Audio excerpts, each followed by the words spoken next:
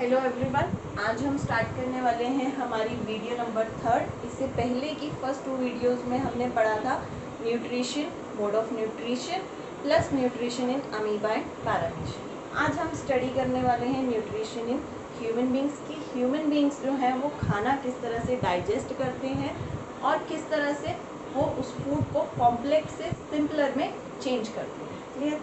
तो सबसे पहले आप देख रहे हो कि यहाँ पे एक डायग्राम बना हुआ है। इस डायग्राम को क्लियरली पहले समझेंगे कि ये डायग्राम हमें क्या शो करेगा। ये जो पार्ट आप देख रहे हो डायग्राम में, इतना पार्ट, ये पार्ट क्या है? माउथ। हम अपने भी अंदर देखें या बाहर से जैसे देख रहे हैं तो हमें पता है कि माउथ क्या है एक्चुअली। ठीक है, तो ये माउथ या फिर बकल कैविटी हम इसको बोल सकते हैं। ये माउथ जो है एक ट्यूब से कनेक्टेड है। इस ट्यूब, 2 तरह की ट्यूब आपको यहाँ दिख रही हैं। एक जो डार्क कलर ट्यूब है ये वाली, और एक जो बिल्कुल लाइट से दिखाई हुई है ये वाली ट्यूब। तो ये जो हमारी डार्क कलर की ट्यूब है इसको हम बोलते हैं फूड पाइप या फिर ईसोफेगस, और ये जो हमारी लाइट कलर की ट्यूब है इसको हम बोलते हैं विंड पाइप। अब इसमें एक इम्पॉर्टेंट चीज़ है, मैं आपको बता दूं कि जो हम अगर अपने अंदर देखें तो विंड पाइप, अगर हम ऐसे फील करें तो विंड पाइप हमारे आगे वाले एरिया में प्रेजेंट है, और बिल्कुल जस्ट विंड पाइप के पीछे जो है फूड पाइप प्रेजेंट होगी। यहाँ हम डायग्राम में आपको दिखा रहे हैं कि कैसा स्ट्रक्चर है, हम इसलिए ऐसे दिखाते हैं, बट एक्चुअल में क्या है कि विंड पाइप जो है आगे प्रेजेंट है यहाँ पे, और just behind the wind pipe food pipe is present. Food pipe को हम और क्या बोल रहे हैं? Oesophagus.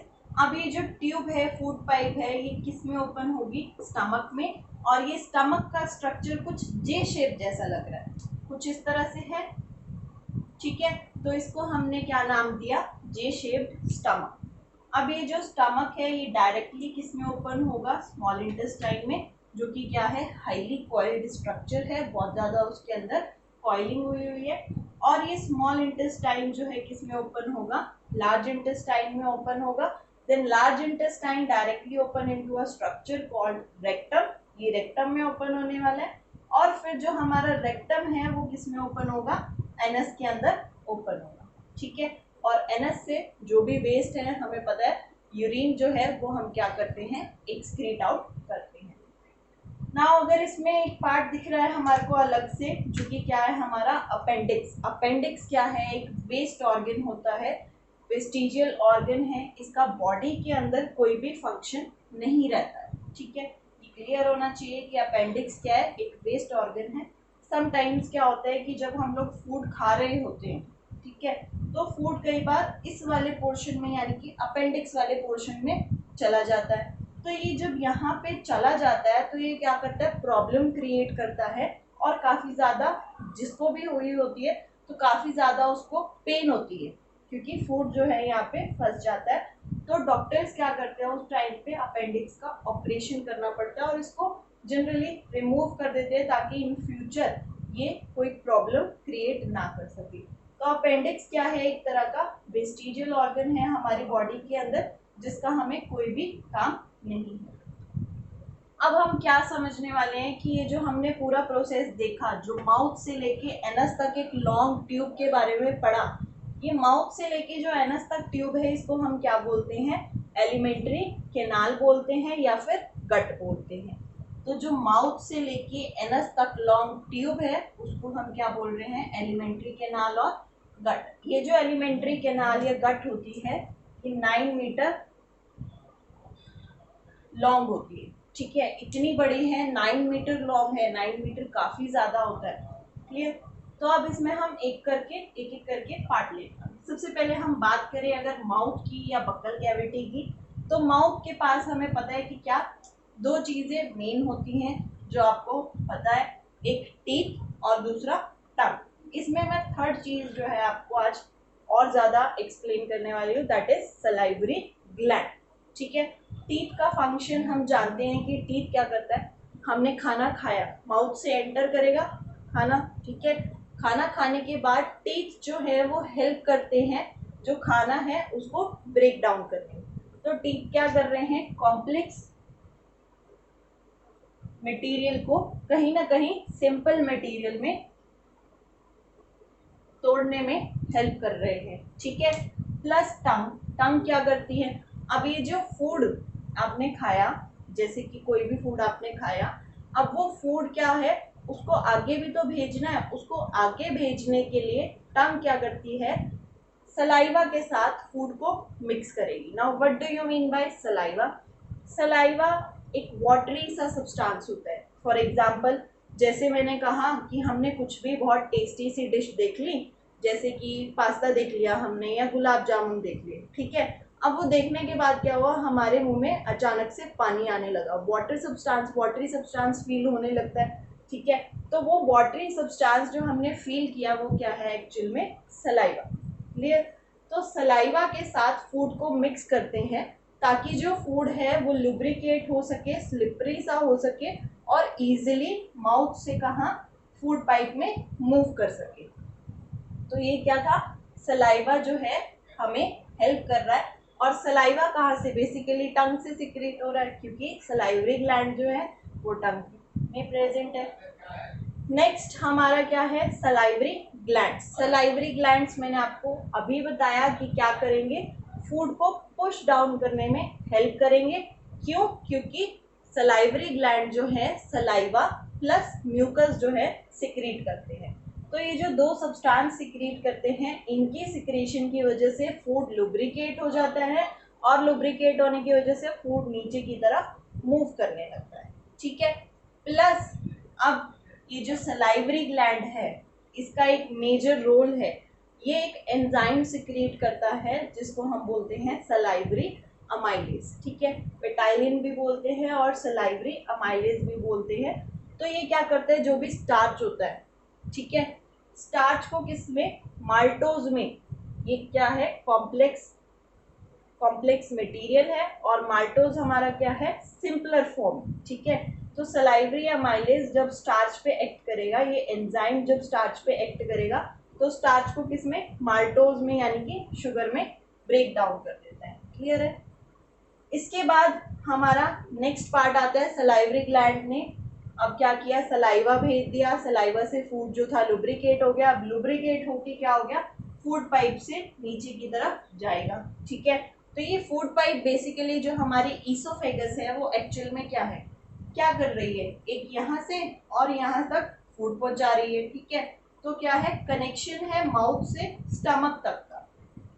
Oesophagus is taking food from mouth to stomach, food को कहाँ से, माउथ से स्टमक तक लेके जाने का काम करेगी by peristaltic movement, peristaltic movement की हेल्प से। Now what do you mean by peristaltic movement? अब इस मूवमेंट में क्या होता है, अब इसको मूवमेंट को ध्यान से समझना।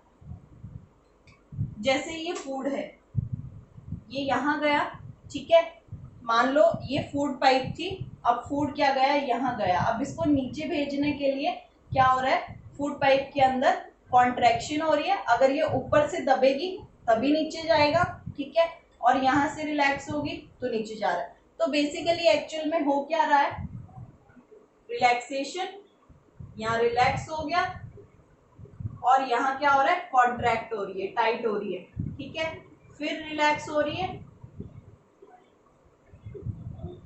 फिर रिलैक्स हो रही है, फिर कॉन्ट्रैक्ट हो रही है। तो जब प्रेस करेंगे तब क्या करेगा, फूड जो है नीचे की तरफ पुश करेगा और रिलैक्स करने पे वो और नीचे जाएगा, ठीक है।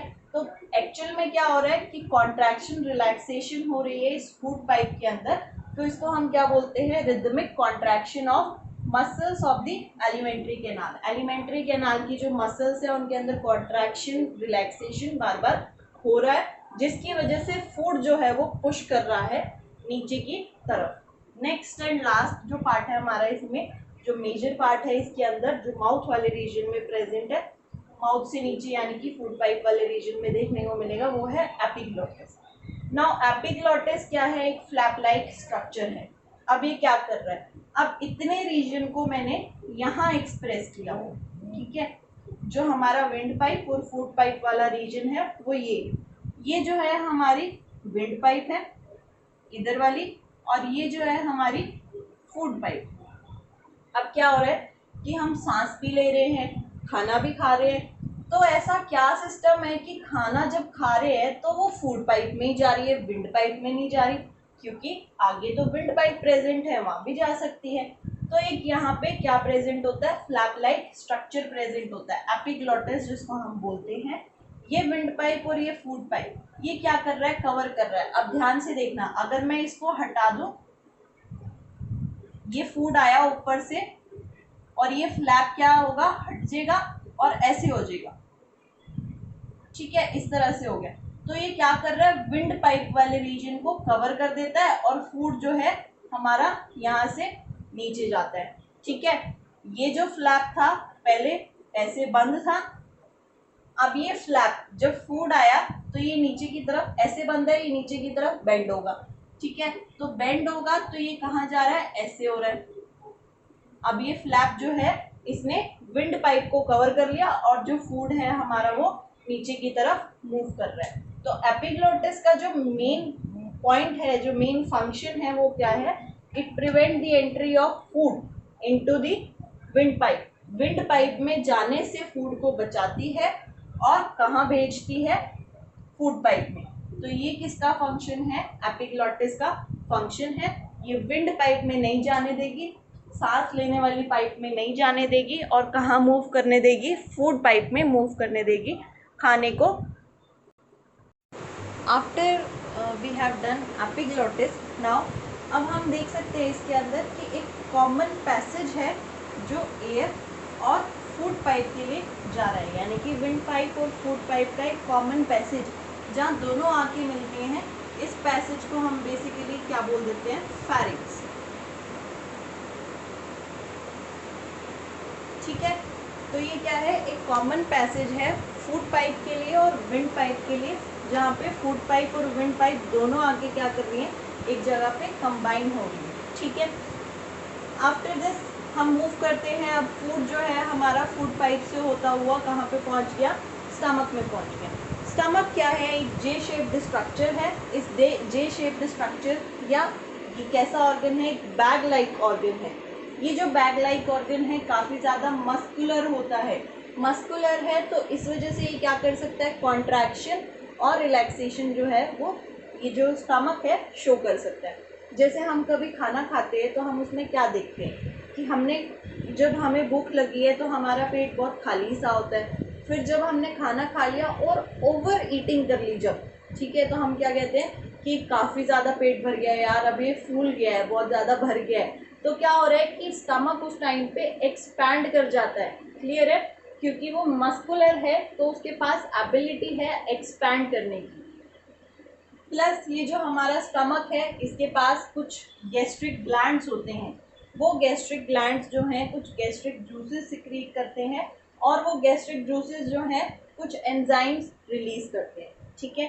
मैंने क्या बताया कि स्टमक है, स्टमक के पास एक गैस्ट्रिक ग्लैंड है। ये गैस्ट्रिक ग्लैंड जो है गैस्ट्रिक जूसेस को सिक्रीट कर रहा है। देन गैस्ट्रिक जूसेस जो है गैस्ट्रिक एंजाइम सिक्रीट कर रहे हैं, ठीक है।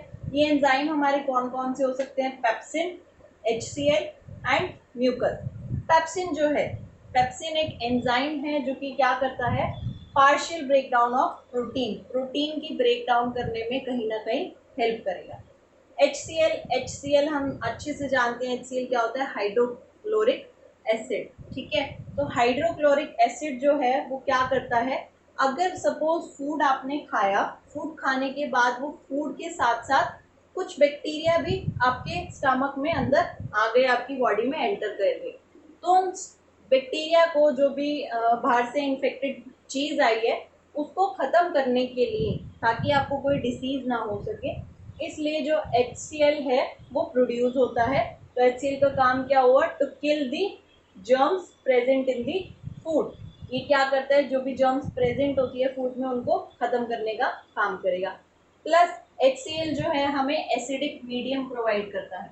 ये एसिडिक मीडियम क्यों ज़रूरी होता है, ये जो पेप्सिन एंजाइम आपने पढ़ा ना अभी, ये पेप्सिन एंजाइम जो है सिर्फ और सिर्फ एसिडिक मीडियम पे ही वर्क करता है, ठीक है। जब एसिडिक मीडियम होगा तब ये एंजाइम एक्टिवेट होगा और तभी प्रोटीन की जो ब्रेकडाउन है वो कंप्लीट होगी। इसके अलावा हमारा म्यूकस जो थर्ड एंजाइम या थर्ड सब्सटेंस है बेसिकली, क्योंकि एंजाइम तो हमारा पेप्सिन ही है, बाकी दो क्या है, सब्सटेंस। तो म्यूकस क्या कर रहा है, म्यूकस एक लिक्विड है, ठीक है, एक तरह का स्लिपरी सा लिक्विड है जो कि क्या कर रहा है, inner lining of the stomach को प्रोटेक्ट कर रहा है। जो स्टमक की लाइनिंग है उसको प्रोटेक्ट कर रहा है। किस चीज से प्रोटेक्ट कर रहा है अभी, क्योंकि स्टमक में क्या सिक्रीट हो रहा है, HCl, और HCl क्या है, एक स्ट्रॉन्ग एसिड है, हम सब जानते हैं। तो अगर HCl बहुत ज़्यादा स्ट्रॉन्ग एसिड है तो वो हमारे स्टमक को क्या कर सकता है, हार्म पहुंचा सकता है, कोरोड कर सकता है। क्लियर है। तो उससे स्टमक जो है वो खराब हो सकता है। एसिडिटी जो है बार बार इंसान को होती रहेगी। एसिडिटी किसकी वजह से होती है, क्योंकि HCl का जो लेवल है स्टमक में ज़्यादा हो जाता है। तो उस एसिडिटी को कम करने के लिए और स्टमक को प्रोटेक्ट करने के लिए म्यूकस जो है वो सिक्रीट होता है। बेसिकली म्यूकस क्या कर रहा है, बेसिक मीडियम या अल्कलाइन मीडियम हमें प्रोवाइड करना। नेक्स्ट हम इसके अंदर कुछ ग्लैंड्स, दो तरह की ग्लैंड्स जो हैं वो स्टडी करने वाले हैं। First is liver. अभी एक और स्ट्रक्चर मैंने यहाँ ड्रॉ किया है, आपको विजिबल है यहाँ पे लीवर। ये क्या है, ये वाला रीजन, ये क्या है, एक लीवर ग्लैंड है। लीवर जो है लार्जेस्ट ग्लैंड है बॉडी के अंदर। लीवर सबसे बड़ा ग्लैंड है ह्यूमन बॉडी के अंदर। लीवर जो है वो क्या करता है, बाइल जूस, बाइल जूस जो है वो प्रोड्यूस करता है, ठीक है। और ये जो बाइल जूस लीवर सिक्रीट करता है या प्रोड्यूस करता है, ये कहाँ स्टोर होता है, गॉल ब्लैडर के अंदर स्टोर होता है। Now where is gall bladder, अभी लीवर के अंदर ही आपको एक स्ट्रक्चर दिख रहा है, ये इसको हम क्या बोल रहे हैं, ये क्या है, गॉल ब्लैडर है। तो गॉल ब्लैडर का काम क्या हो गया कि ये बाइल जूस को जो सिक्रीट हुआ है लीवर से उसको क्या करके रखेगा, स्टोर करके रखेगा। तो गॉल ब्लैडर क्या कर रहा है, स्टोर दी बाइल जूस। और लीवर क्या कर रहा है, लार्जेस्ट ग्लैंड है और ये क्या करेगा, बाइल को सिक्रीट करेगा। नाउ अब ये बाइल जो सिक्रीट हो रहा है इसका काम क्या है बेसिकली हमारे लिए, ये जो बाइल सिक्रीट हो रहा है ये क्या करता है, एमल्सिफिकेशन में हेल्प करता है। एमल्सिफिकेशन क्या है बेसिकली कि क्या हो रहा है, फैट का डाइजेशन हो रहा है छोटे छोटे मॉलिक्यूल्स में, ठीक है। तो जब फैट का डाइजेशन होगा, ब्रेक डाउन ऑफ फैट होगा, उसको हम क्या बोलते हैं, एमल्सिफिकेशन। क्लियर। सेकेंड जो ग्लैंड है हमारा वो है पेनक्रियास। अब पेनक्रियास ये कहाँ, स्टमक के पीछे प्रेजेंट होता है, बिहाइंड द स्टमक। तो मैंने यहाँ पे थोड़ा सा दिखाने की कोशिश करी है जिससे आपको विजिबल हो। ये जो स्ट्रक्चर है हमारा, ये वाला, ये क्या है, पेनक्रियास है, ठीक है। तो pancreas situated below the stomach, stomach के बिलो सिचुएटेड होगा। ये क्या कर रहा है, कुछ पेनक्रियाटिक जूस जो है उनको सिक्रीट करेगा। और इन पेनक्रियाटिक जूसेस से क्या निकलेंगे, बहुत सारे डाइजेस्टिव एंजाइम निकलेंगे। हमने 3 तरह के डाइजेस्टिव एंजाइम जो है वो सिक्रीट होंगे, उनको देखना है। पेनक्रियाटिक जूसेस 3 एंजाइम्स जो हैं वो सिक्रीट कर रहे हैं। और ये 3 एंजाइम कौन कौन से हैं, first is trypsin, second is amylase and third one is lipase. Trypsin जो है वो क्या कर रहा है, प्रोटीन को डाइजेस्ट करने में हेल्प कर रहा है, डाइजेशन कर रहा है प्रोटीन। अमाइलेज स्टार्च की डाइजेशन कर रहा है, लाइपेज फैट की डाइजेशन कर रहा है, ठीक है। तो 3 एंजाइम है, ट्रिप्सिन, अमाइलेज और लाइपेज। ट्रिप्सिन प्रोटीन की डाइजेशन, अमाइलेज स्टार्च की डाइजेशन और लाइपेज फैट की डाइजेशन। तो जब प्रोटीन की डाइजेशन हो रही है, ट्रिप्सिन एक्ट कर रहा है, तो प्रोटीन किसमें, स्मॉलर सब्सटेंस में टूट जाएगा, दैट इज पेप्टोन्स। और फैट जो है, अगर फैट पे लाइपेज लग रहा है तो वो किस में ब्रेक डाउन हो जाएगा, ग्लिसरॉल में ब्रेक डाउन हो जाएगा। क्लियर है। तो क्या हो रहा है, अब बेसिकली फूड तो हम बहुत सारा खा रहे हैं, कोई कार्बोहाइड्रेट्स ले रहा है, कोई प्रोटीन्स ले रहा है, कोई फैट्स ले रहा है। अब हर तरह का फूड जो है वो डाइजेस्ट होना चाहिए बॉडी में, तो उसके लिए जो एंजाइम है वो डिफरेंट डिफरेंट एंजाइम जो है एक्ट करते हैं बॉडी पे, ताकि इनका डाइजेशन हो सके। और हमने अभी तक क्या देखा कि माउथ में क्या हुए, थोड़ी बहुत डाइजेशन जो है स्टार्ट हो गई थी, किसकी वजह से, सलाइवरी अमाइलेज की वजह से। जो एंजाइम था सलाइवरी अमाइलेज, उसकी वजह से इसमें बक्कल कैविटी में थोड़ी सी डाइजेशन जो है स्टार्ट हो गई थी। उसके बाद स्टमक में आई, तो स्टमक में आने के बाद जो पार्शियल डाइजेशन है प्रोटीन्स की वो क्या हो गई थी, स्टार्ट हो गई थी HCl की प्रेजेंस की वजह से और गैस्ट्रिक जूसेस की प्रेजेंस की वजह से जो पार्शियल डाइजेशन है वो स्टार्ट हो गई थी। इसके अलावा जो स्मॉल इंटेस्टाइन है हमारा नेक्स्ट पार्ट है, क्योंकि अब स्टमक जो है उसके बारे में क्लियर हो चुका है। अब स्टमक से फूड कहाँ जाएगा, स्मॉल इंटेस्टाइन में जाएगा। स्मॉल इंटेस्टाइन जो है वो फर्दर 3 पार्ट्स में डिवाइडेड है। फर्स्टली पहले तो ये हाईली कोइल्ड स्ट्रक्चर है, बहुत ज़्यादा कॉइलिंग है, रोटेटेड स्ट्रक्चर है, प्लस ये 3 पार्ट्स में हमने डिवाइड किया हुआ है। ये जो पार्ट आप देख रहे हो यहाँ पे, इस पार्ट को हम बोलते हैं डोडेनम, ठीक है। बीच वाला जो पोर्शन है यहाँ पे, इस पार्ट को हम बोलते हैं जेजुनम, और लास्ट जो पार्ट है नीचे की तरफ इनर साइड पे, उसको हम क्या बोल रहे हैं, इलम। क्लियर। तो जो अपर पार्ट है वो क्या है, डोडेनम, जो मिडिल पार्ट आ रहा है उसको हम क्या बोल रहे हैं, जेजुनम, और जो नीचे पार्ट आ रहा है वो क्या है, हमारा इलम। क्लियर है। तो स्मॉल इंटेस्टाइन क्या है, हाईली कॉइल्ड स्ट्रक्चर है, ये 3 पार्ट्स में डिवाइड किया हुआ है। अब जो हमारी डाइजेशन है वो बेसिकली कहाँ कंप्लीट होती है, स्मॉल इंटेस्टाइन में आके कंप्लीट होती है। कैसे, जो ये अभी हमने पढ़ा कि बाइल है, बाइल जूसेस सिक्रीट हो रहे हैं फैट के लिए, और पेनक्रियाज है, पेनक्रियाज से पेनक्रियाटिक एंजाइम रिलीज हो रहे हैं। अब इनका जो एक सिक्रीशन का कॉमन पैसेज है वो कहाँ पे है, डोडेनम में, ठीक है। कुछ डक्ट्स प्रेजेंट होती हैं, pancreatic duct plus bile duct, जो ये दिख रही है आपको लाइन, ये हमारी बेसिकली बाइल डक्ट है। और इसी तरह से पेनक्रियाज में भी एक डक्ट होगी, ट्यूब होगी, जो कि क्या होगी, पेनक्रियाटिक डक्ट होगी। तो इससे जो गॉल ब्लेडर में बाइल स्टोर था वो गॉल ब्लेडर से कहाँ आया, बाइल डक्ट में आया, और पेनक्रियास की जो सिक्रेशन थी वो कहाँ आई, पेनक्रियाटिक डक्ट में आई। और ये दोनों डक्ट कहाँ ओपन हो रही है, डोडेनम में जाके ओपन हो रही है, ठीक है।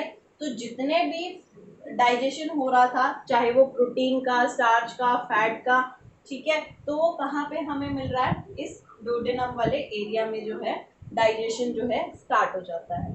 इसके अलावा जो हमने पढ़ा कि बाइल है, बाइल क्या है, एल्कलाइन मीडियम भी प्रोवाइड करता है। एल्कलाइन मींस बेसिक मीडियम भी प्रोवाइड करेगा, और जो बेसिक मीडियम प्रोवाइड करता है वो इन पेनक्रियाटिक एंजाइम को एक्ट करने में हेल्प करता है।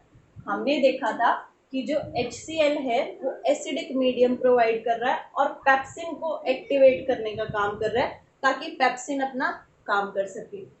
बट लेकिन इधर क्या हो रहा है अब, कि जो बाइल जूस है वो bile juice alkaline medium provide करेगा, और ये जो एंजाइम है ट्रिप्सिन, अमाइलेज और लाइपेज, ये तीनों एंजाइम किस पे एक्ट करेंगे, एल्कलाइन मीडियम में एक्टिवेट होंगे, और उस टाइम पे ये एक्ट कर पाएंगे फूड के ऊपर। क्लियर है। तो पेप्सिन को एसिडिक मीडियम चाहिए था, और ट्रिप्सिन, अमाइलेज और लाइपेज को जो है बेसिक मीडियम चाहिए अपना काम करने के लिए। तो ये तो है हमारा स्मॉल इंटेस्टाइन। और डुडेनम में क्या हो रही है हमारी डाइजेशन, ये जो है हाईली थिक स्ट्रक्चर होता है। स्मॉल इंटेस्टाइन जो है हमारी 6 मीटर लॉन्ग ट्यूब होती है, ये 6 मीटर है, जो ये आपको इतना एरिया दिखाई दे रहा है, बट लेकिन ये पता नहीं चलता है क्योंकि ये हाईली कॉइल्ड है, रोटेटेड होती है, तो 6 मीटर है तो इतना पता नहीं चलेगा। क्लियर। इसके अलावा जो इसकी लेंथ होती है वो एनिमल्स टू एनिमल्स वेरी करती है, चेंज हो सकती है। ये जो मैंने बताई ह्यूमन बींग्स के अंदर बताई है। जैसे कि अगर हम देखें, जो कार्निवोर्स होते हैं, जो फ्लैश ईटिंग एनिमल्स होते हैं, मीट वगैरह खाते हैं, तो उनके अंदर जो है स्मॉल इंटेस्टाइन स्मॉल रहता है, ठीक है। उसकी लेंथ क्या होती है, कम होती है, क्योंकि मीट जो है इजीली डाइजेस्ट हो जाता है, जल्दी ब्रेक डाउन हो जाता है, उसको इतना टाइम नहीं लगता, इतना लंबा टाइम नहीं लगता ब्रेक डाउन होने में। बट अगर हम बात करें हर्बीवोर्स की, जो ग्रीन प्लांट्स ईटिंग एनिमल्स है, काउज वगैरह, उनकी जो स्मॉल इंटेस्टाइन होती है वो लार्ज होती है, क्योंकि उसके अंदर एक सब्सटेंस होता है सेलुलोज। तो सेलुलोज को ब्रेक डाउन करने में काफ़ी लंबा टाइम लग जाता है, तो उनके अंदर जो स्मॉल इंटेस्टाइन की लेंथ होती है वो काफ़ी ज़्यादा लार्ज होती है अगर हम कंपेयर करें कार्निवोर्स से। सो डुडेनम ये क्या है, थिक स्ट्रक्चर है। नीचे आते आते जैसे ही जेजुनम में आए और कम हो गया, थिन हो गया, और इलम में आए तो और थिन हो गया। ये ऑलरेडी क्या है, थिन है। वैसे डुडेनम बहुत पतला है, बट लेकिन फिर ज्यूजिनम में आए और कम हो गया, और इलम में आए तो और कम थिनिंग हो गई उसकी। ठीक है, तो ये जो था हमारा स्मॉल इंटेस्टाइन कंप्लीट होता है इसके साथ। नेक्स्ट हम पढ़ेंगे इसमें large intestine. So large intestine जो है हमारा लास्ट पार्ट है अब तक। लार्ज इंटेस्टाइन में क्या होने वाला है, अब जो भी डाइजेशन थी हमने कहाँ कर ली, स्टमक में कर ली और स्मॉल इंटेस्टाइन के डोडेनम में कर ली। ठीक है, अब डाइजेशन होगी। अब डाइजेशन होने के बाद जो भी बचा कुचा फूड होगा, यानी कि जो डाइजेस्ट नहीं हुआ अनडाइजेस्टेड फूड होगा, वो कहाँ मूव करेगा, लार्ज इंटेस्टाइन में मूव कर जाएगा। तो undigested food is passed to large intestine. Large intestine जो है वाइडर है देन स्मॉल इंटेस्टाइन। ये क्या है, स्मॉल इंटेस्टाइन से ज़्यादा थिकनेस होती है इसकी, इसलिए अब जो यहाँ नाम लिखे थे हम, जैसे बोलते हैं स्मॉल इंटेस्टाइन और लार्ज इंटेस्टाइन। अगर मैं आपको बताऊं तो स्मॉल इंटेस्टाइन की जो लेंथ है लगभग 6 मीटर है मैंने बताई, और लार्ज इंटेस्टाइन की जो लेंथ है वो लगभग 1.5 मीटर है। लेंथ के अकॉर्डिंगली तो ये बहुत शॉर्ट है और ये लॉन्ग है, तो इनका नाम ऐसे क्यों रखा गया, इनका जो नाम है बेसिकली वो थिकनेस के अकॉर्डिंगली सेट किया गया है। लार्ज इंटेस्टाइन जो है ज़्यादा वाइडर है, थिक है, अगर हम स्मॉल इंटेस्टाइन से कंपेयर करें तो, इसलिए थिकनेस के बेसिस पे इसको क्या बोला गया, लार्ज, और ये थिकनेस इसकी कम है इसलिए इसको क्या बोला गया, small intestine. So large intestine जो है वाइडर देन स्मॉल इंटेस्टाइन। यहाँ पे जितना भी अनडाइजेस्टेड फूड होता है वो पास हो जाता है, और वो अनडाइजेस्टेड फूड अब लार्ज इंटेस्टाइन से होता हुआ कहाँ जाएगा, इस रेक्टम वाले रीजन में जाएगा। यहाँ पे जितना भी एक्सेस ऑफ वाटर है, अगर कुछ भी यूजफुल सब्सटेंस बाय चांस यहाँ तक मूव कर जाता है तो वो जो है वापस से बॉडी में एब्जॉर्ब हो जाता है। So rectum is terminal part of the gut, last part है लगभग गट का, और ये क्या करेगा, एब्जॉर्ब एक्सेस वाटर, जितना भी एक्सेस वाटर है उसको ये क्या कर लेगा, एब्जॉर्ब कर लेगा। नेक्स्ट, जो भी वेस्ट या जो अनडाइजेस्टेड फूड है बचा हुआ, अब वो कहाँ मूव कर जाएगा, एनस में। ठीक है, एक्सेस वाटर जो है, जो भी वेस्ट है यानी कि यूरिन कह लो, वो कहाँ से एक्सक्रीट होगा, एनस से एक्सक्रीट होगा। So undigested food excreted through anus, और urine is also excreted through anus. So अब हमने पूरा का पूरा जो डाइजेशन है कंप्लीट कर लिया है, और सबसे पहली जब हमने न्यूट्रिशन इन अमीबा किया था तो उसमें हमने क्या पढ़ा था कि 5 स्टेप्स जो है इन्वॉल्व होंगे किसी भी डाइजेशन के अंदर। क्लियर है, तो उसमें हमने पढ़ा था कौन कौन से 5 step, ingestion, digestion, absorption, assimilation, excretion या इजेशन। तो फटाफट से देखते हैं हम कि ये जो 5 स्टेप है ये कहाँ कहाँ हुए हमारे। इंजेशन जो है वो कहाँ पे किया हमने, माउथ,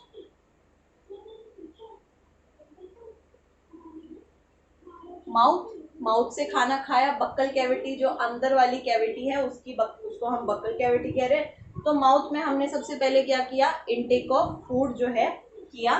सो इंजेशन कहाँ हुआ हमारा, माउथ में। जो डाइजेशन है वो कहाँ हुआ हमारा, पार्शियल डाइजेशन स्टमक,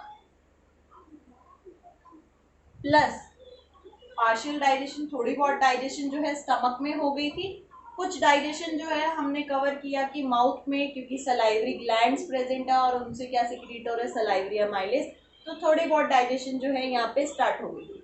बट जो प्रॉपर डाइजेशन है वो स्टार्ट कहाँ से होती है, हमारी स्टमक से जो डाइजेशन है स्टार्ट होती है, और कंप्लीट कहाँ हो रही है, स्मॉल इंटेस्टाइन के डुओडेनम वाले पार्ट में कंप्लीट हो रही है। तो स्टमक प्लस स्मॉल इंटेस्टाइन के डुओडेनम वाले पार्ट में हमने क्या किया, डाइजेशन जो है वो देखा। नाउ एब्जॉर्प्शन, एब्जॉर्प्शन जो है बेसिकली यहाँ तक फूड डाइजेस्ट हो गया, जेजिनम वाले पार्ट में एब्जॉर्प्शन जो है वो होती है। तो एब्जॉर्प्शन और एसिमिलेशन कहाँ हुई, जेजिनम वाले पार्ट में। क्लियर, उसके बाद जो हमने क्या किया, एसिमिलेशन एब्जॉर्प्शन होगी, एक्सक्रीशन और इजेशन जो है हमारा लास्ट स्टेप। तो एक्सक्रीशन या इंजेशन हमने कहाँ से परफॉर्म किया, जितना भी अनडाइजेस्टिव फूड था वो लार्ज इंटेस्टाइन में मूव कर गया। मूव करने के बाद एक्सक्रीट कहाँ से किया गया, रेक्टम प्लस एनस। इन दोनों चीज़ों के थ्रू हमने क्या किया, लास्ट में जो एक्सक्रीशन है वो कंप्लीट किया। तो डाइजेशन जो है इस तरह से पूरा का पूरा कंप्लीट होता है। माउथ से लेके एनस तक सभी पार्ट के अंदर क्या होगा, डाइजेशन, कहीं ना कहीं डाइजेशन, एब्जॉर्प्शन, एसिमिलेशन, हर स्टेप जो है हमें देखने को मिलेगा।